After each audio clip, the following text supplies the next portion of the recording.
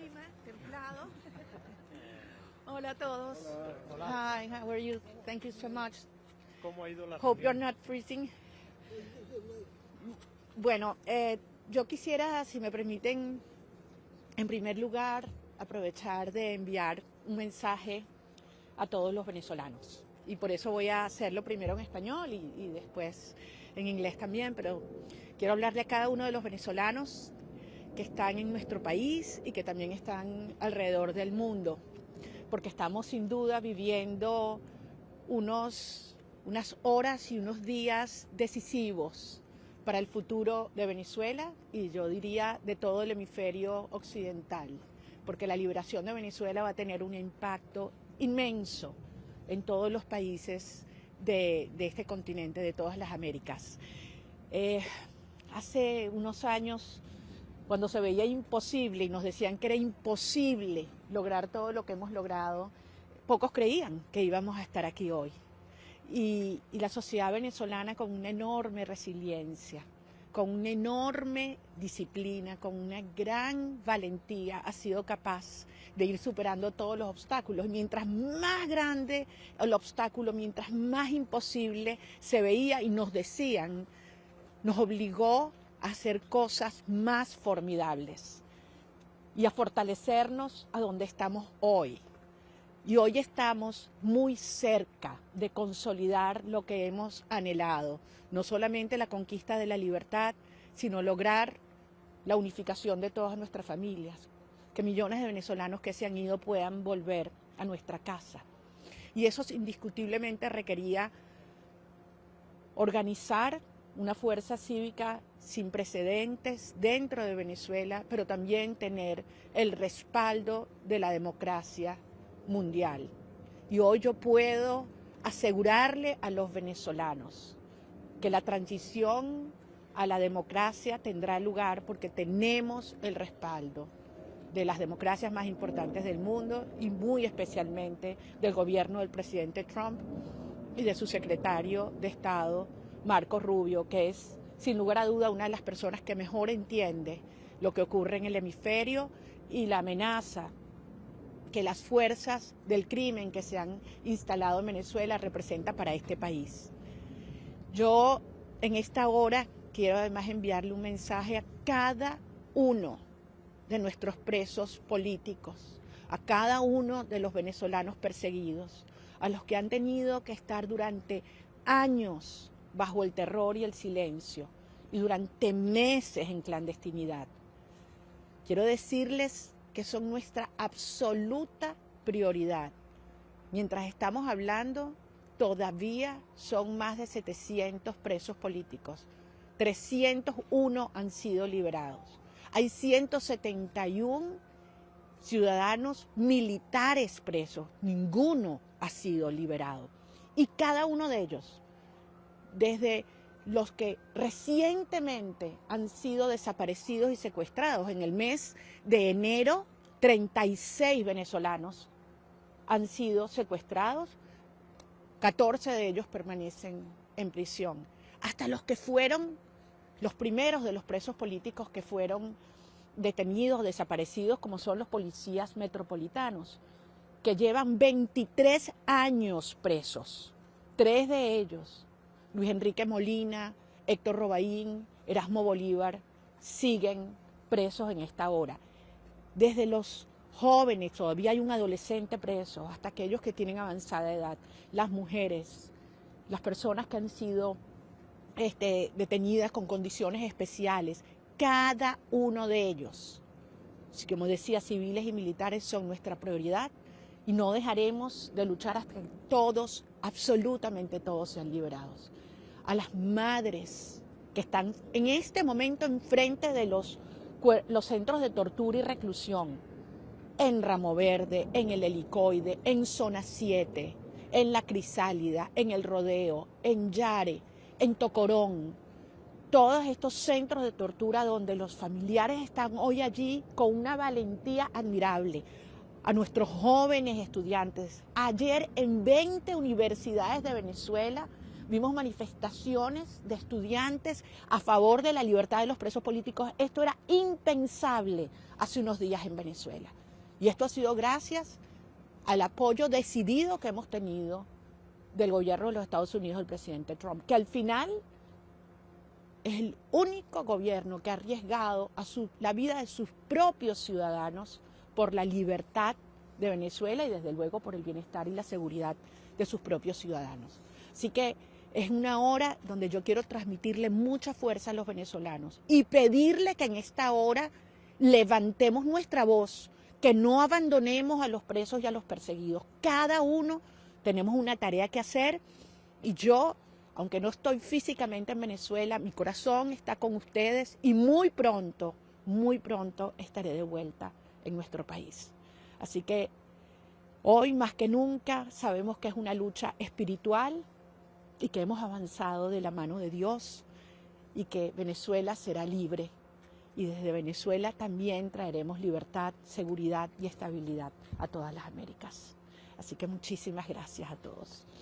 Ese fue mi mensaje para los venezolanos. That was my message for the Venezuelan people. Now, if you want to ask some questions, I'm going to answer in Spanish and English. Are you asking for any help from the U.S. to get back to Venezuela, and what kind of assurances did you get from Rubio today? Well, I have told the Secretary of State that I want to go back to my country as soon as possible. Certainly, there are important meetings and agreements that we're working on abroad, and as soon as I finish working on those issues, I want to go back. But it's not only about me. It's about hundreds of political leaders that have been forced to flee, many other hundreds or thousands that are in hiding right now in Venezuela that want to go out and accompany our people, and certainly millions of Venezuelans that are around the world, hundreds of thousands of those in the United States that want to go back and establish in their country. But that requires, as you say, assurances not only for their own security, but that they will be able to, reestablish their life, invest, and create opportunities for all. So these are conditions that need to be worked on, not only for me, but for millions of Venezuelans. Did you present your economic stabilization plans and transition plans in terms of the economy to Secretary Rubio? And what do you think of his timetable? He said today the Senate is going to take much longer than 3.5 weeks. Did he outline at all how many months or within a year or anything like that as far as a timetable for an election? Well, he also said that stabilization is not the same as transition, and that certainly he understands, as I believe all Democrats around the world, democratic citizens around the world, that the only way to have a stabilized process, a long-term process in which we will have huge investments coming into Venezuela with a long-term perspective, is having democratic institutions back in place. We have shared certainly our programs and projects and even specific legal instruments in the past with several teams, not only in the Department of State, but also other departments, in terms of how we can take advantage of the enormous resources Venezuela has. I mean, this morning in the Congress, he insisted in something that we've said several times, is that unlike other countries that unfortunately do not have the resources to pay for their own recovery, Venezuela has unique natural resources, has an incredible geographic location. We have infrastructure, but most important of all, we have talent, human resources, human capital in Venezuela and abroad, in order to put all these incredible opportunities and turn them into wealth and opportunities for all, and also bring in great business options for United States companies. We're talking about over a $1.7 trillion opportunity in 12 different sectors that we have, already disclosed, in which investments can be done. But that requires rule of law. I'm sure you're aware that recently the World Justice Project published their annual ranking in terms of rule of law. They evaluate 143 countries. Probably you are not aware, Venezuela is in the 143 position. I mean, the last position worldwide in rule of law. So in order to bring significant investment and long-term investment, you have to be sure that your investment will be secure, that you have guarantees, that foreign investments will be protected. And that's precisely what we're going to do. And the regime can never do because they are part of the mafia system. María Corina, ayer el presidente de Colombia decía que Nicolás Maduro debía ser devuelto a Venezuela, que su arresto fue un secuestro. ¿Qué piensa usted de las declaraciones de un jefe de Estado diciendo algo de esa manera? ¿Lo pudo discutir incluso con el secretario de Estado, Marco Rubio? Bueno, es algo que realmente nos ha llamado mucho la atención. Creo que hay pocos otros jefes de Estado que conozcan el monstruo del régimen venezolano por dentro, como lo conoce el presidente de Colombia, Gustavo Petro. Yo me pregunto si el presidente de Colombia está al tanto que cualquier juez en Venezuela que emita una sentencia contraria a los intereses del régimen sabe que puede terminar como terminó la última juez que emitió una sentencia contraria al régimen, María Lourdes Afiuni. Hugo Chávez ordenó meterla presa porque, siguiendo su conciencia, emitió una sentencia contraria a los intereses del régimen. Entonces, son esos jueces los que piensa el presidente de Colombia que van a juzgar a Nicolás Maduro. Aquí no ha habido una sola sentencia en contra del régimen a favor de un particular. De modo que la justicia internacional ha actuado. Nosotros agradecemos que se haya aplicado la ley y por el bien de Venezuela, por el bien de Colombia y por el bien de la región hay que acompañar este proceso. Señora Machado, una pregunta. ¿Ha podido hablar de las elecciones? Porque incluso Rubio hoy habló del tema en el Senado. O sea, ¿le ha dado una fecha o nada? Lo importante es entender que estamos avanzando. Y efectivamente, en Venezuela hubo elecciones el 28 de julio del 2024 en condiciones absolutamente injustas, extremas, donde casi el 40% de los venezolanos con derecho a votar no se les permitió votar. Estamos hablando que al menos 9 millones de venezolanos necesitan hacer algún ajuste en el registro electoral porque se han mudado de una ciudad a otra, porque les han alterado sus datos o porque no les han permitido inscribirse, incluyendo millones que están en el exterior. Y todo esto a futuro tiene que corregirse. Ahora, partiendo de que hubo un proceso que le ha dado legitimidad a esta lucha, sabemos que debemos avanzar hacia un gobierno de transición donde eventualmente habrá que legitimar todos los órganos del poder público, incluyendo una Asamblea Nacional, que es absolutamente ilegítima, la que hoy se encuentra en supuesto ejercicio. O sea, ¿quién va a creer en algún instrumento legal que surja de una asamblea que nadie reconoce, en un proceso que fue totalmente fraudulento, con una participación de menos del 10% de la población? Me refiero a las elecciones del 25 de mayo del año 2025. Entonces, ninguno de estos instrumentos legales tiene ninguna legitimidad, y por eso, para que puedan haber inversiones, tiene que haber una legitimidad en los órganos del poder público y tendremos que llegar a un proceso electoral. Well, that's a decision that was made by the Venezuelan people. I think at the end, a legitimate government will be decided by the Venezuelan people, and that's something he has insisted, both him and the president, and I think that's what we all defend. You know, the people have the right to decide and be in the center of this transitional process. Certainly we're facing a criminal regime that has not only the civilian, but also the military under terror, and that has destroyed our institutions, where this is perhaps the most corrupt regime in the history of humanity. And that's why we do need the support and a companionship of other democratic governments, such as the United States. But certainly, at the end, the say will be on the people of Venezuela. Señora Machado. Bueno, yo creo que a estas alturas no es lo que la señora diga, sino es lo que está haciendo. Evaluemos en función de los hechos.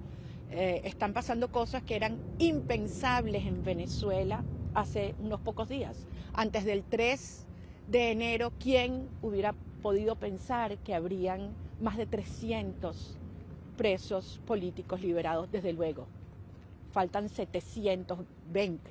Y hay muchos que además, como lo he dicho en estos días, ni siquiera se habían sido reportados, porque sus familias tenían miedo de decirlo. Y ahora estamos contabilizando más. Entonces, hay hechos concretos que están ocurriendo, donde ya empezamos a ver cómo el aparato represivo empieza a debilitarse. ¿Suficiente? Desde luego que no, pero las señales son extraordinarias. Lo repito, dirigentes políticos que han salido a la calle, las madres, los padres, los hijos de los presos políticos que están allí frente a los centros de tortura, nuestros aguerridos y desafiantes estudiantes de los que estamos tan orgullosos. Es decir, esto es un país que no se va a dejar. Nos ha costado tanto llegar hasta aquí. Quiero decir, las iglesias, los sacerdotes, los pastores, que empiezan a hacer nuevamente ceremonias donde la gente se está encontrando para orar en función de lo que todo nos une y anhelamos. Entonces, yo creo que lo importante es evaluar lo que está pasando y yo quisiera darle la seguridad, la certeza a los venezolanos que estamos avanzando con pasos firmes. Todos queremos que esto se resuelva de inmediato, hay una gran urgencia. Yo lo sé, nadie más que yo lo sabe. Yo hablo con nuestros compañeros liberados, con las madres de quienes aún no lo están. Yo sé lo que está viviendo Venezuela y lo siento en cada fibra de mi ser. Pero les digo, esto lo vamos a lograr. Está pasando. Y debemos confiar unos en otros más que nunca. Es un momento, además, cada quien tiene que asumir su responsabilidad en el destino de Venezuela, porque aquí no hay espacio para posiciones intermedias. Sabemos lo que dice la Biblia sobre los tibios. Aquí no hay excusa. Aquí se trata de un cartel criminal y el pueblo de Venezuela. Esas son las únicas dos posiciones. Y cada quien decide de qué lado está. Y esto aplica para jefes de Estado, esto aplica para periodistas, esto aplica para ciudadanos, dirigentes políticos o empresarios. Sabemos muy bien que estamos enfrentando una estructura criminal, de la cual Delcy Rodríguez es parte sustantiva. Pero estamos avanzando. ¿Usted estaría dispuesta, por ejemplo, a compartir provisionalmente el poder o un órgano de transición con Delcy Rodríguez si se lo propone el presidente Trump o el secretario Rubio? Es decir, algo que lleve luego a unas elecciones y una cuenta puesta a cero, ¿no? Digamos. Nosotros estamos dispuestos y de hecho estamos trabajando para facilitar una transición real. Esto no es una transición a lo ruso, que se quedan las mafias en el poder y al final terminan sufriendo los ciudadanos.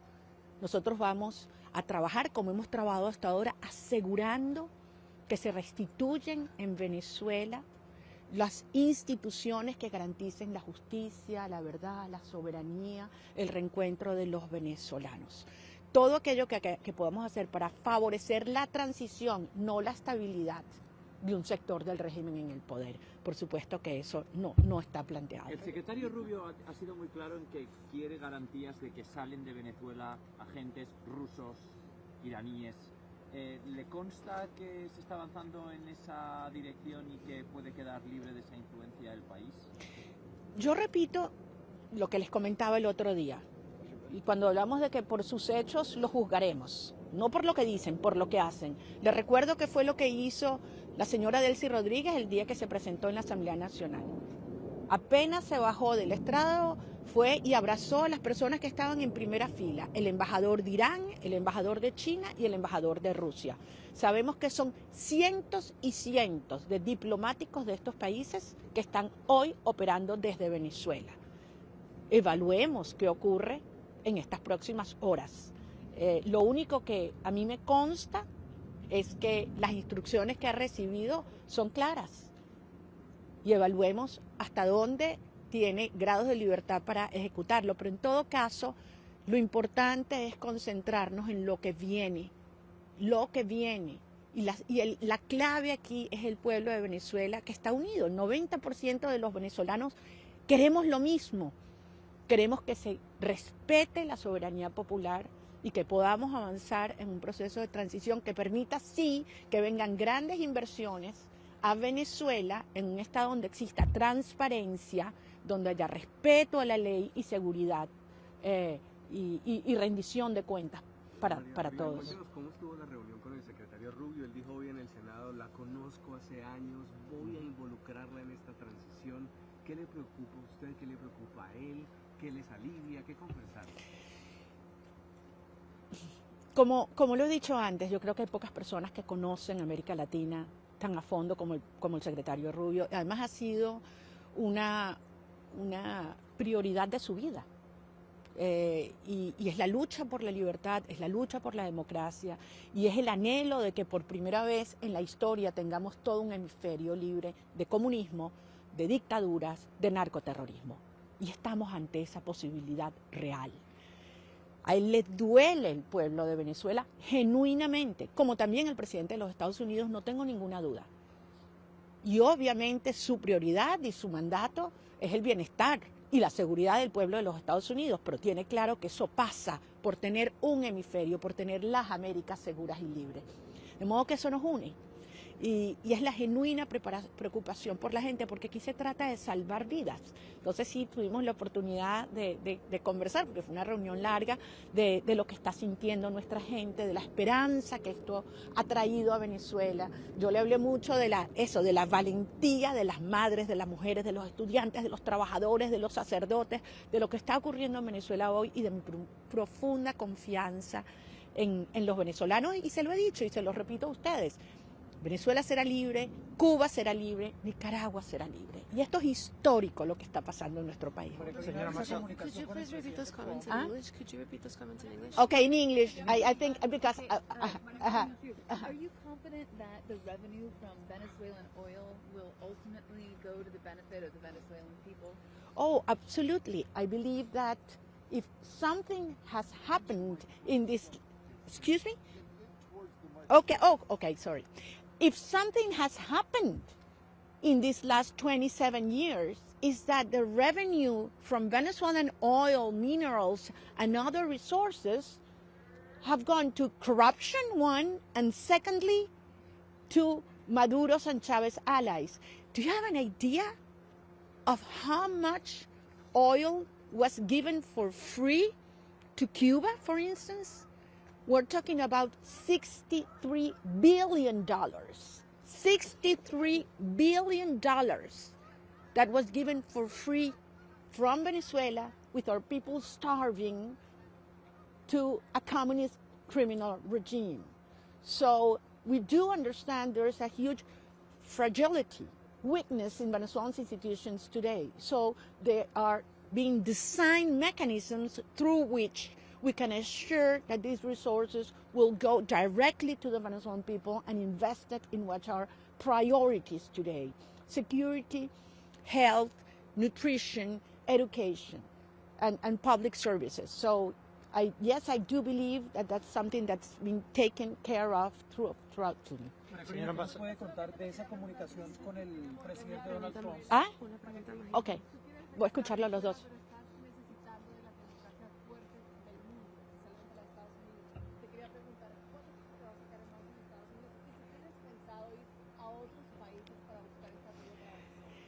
Esa es una muy buena pregunta, ojalá tuviera la respuesta.